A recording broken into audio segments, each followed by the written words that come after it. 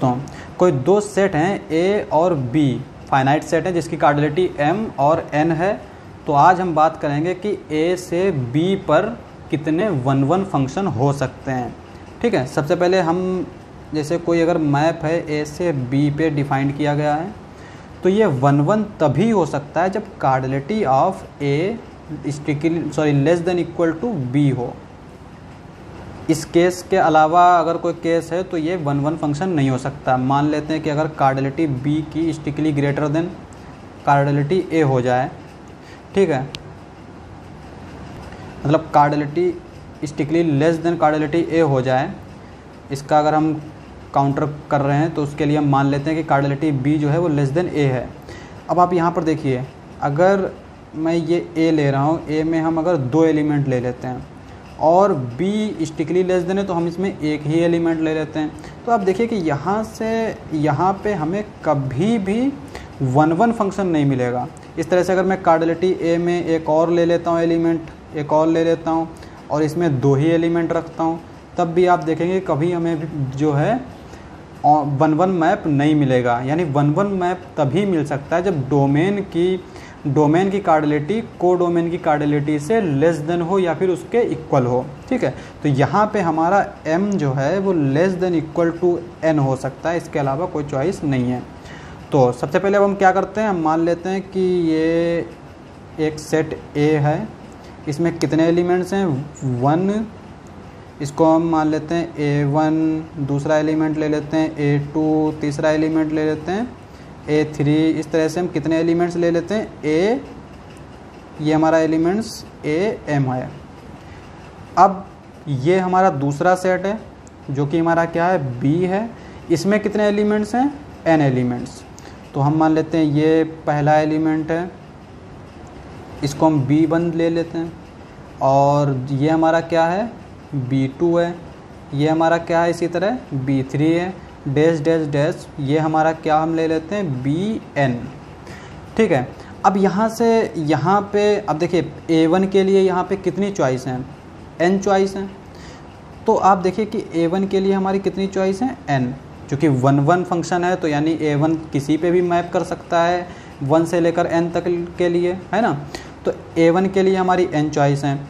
अब देखिए A2 के लिए हमारी कितनी चॉइस है n-1। उसकी वजह क्या है कि A1 के लिए जो चॉइस n हैं उनमें से किसी न किसी पे तो मैप कर जाएगा। जैसे हम मान लेते हैं कि A1 किसी यहाँ पे BK पे मैप कर रहा है, k कोई भी नंबर हो सकता है। अब इस सेट का कोई भी एलिमेंट इस नंबर पे मैप नहीं करेगा, क्योंकि फिर वो 1-1 नहीं रह जाएगा, फिर वो हमारा जो है इनटू फंक्शन हो जाएगा। तो 1-1 रह नहीं जाएगा, इसलिए वो हमारा कभी भी इसका कोई भी एलिमेंट्स BK पर नहीं जाएगा।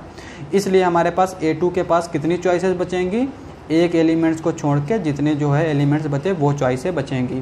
तो यानी n-1 चॉइस बचेंगी A2 के लिए। इस तरह से A3 के लिए हमारे पास कितनी चॉइस बचेंगी n-2।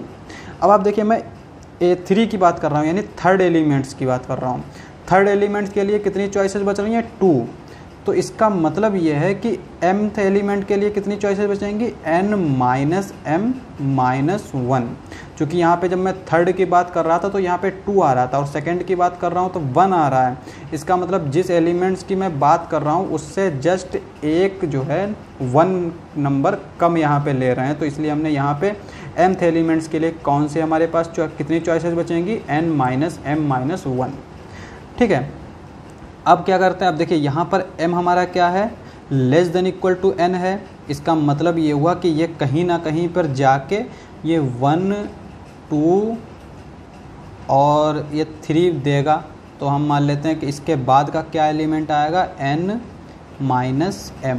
ठीक है, हमने ये क्या किए ऊपर मल्टीप्लाई कर दिए। अब हमने ऊपर ये एलिमेंट्स मल्टीप्लाई किए हैं तो नीचे हम इससे डिवाइड कर देते हैं n-m, और यहाँ पे क्या आएगा n-m+1 डैश डैश डैश 3 × 2 × 1। अब देखिए ये हमारा क्या आ जाएगा ऊपर n-1 से शुरू हुआ और 1 तक गया, तो ये हमारा ऊपर हो जाएगा फैक्टोरियल n।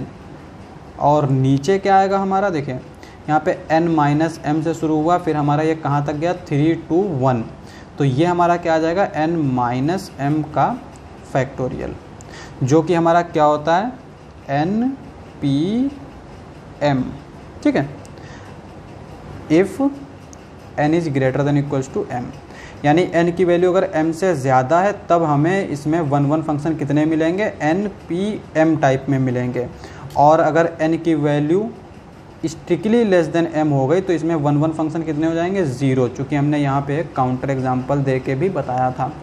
तो इस तरह से हम 1 1 फंक्शन काउंट कर सकते हैं। तो थैंक यू फॉर वॉचिंग, मिलते हैं अगली वीडियो में।